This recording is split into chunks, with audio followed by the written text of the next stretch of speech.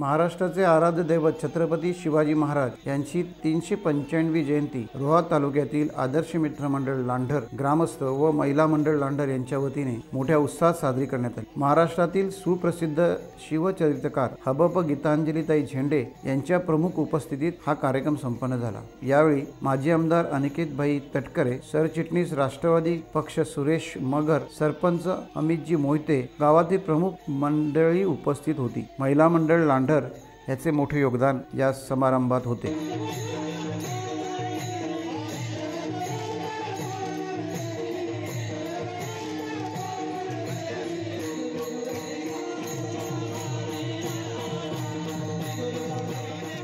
Times डिजिटलला like करा, subscribe करा, share करा आणि बेल आयकॉन दाबायला विसरू नका।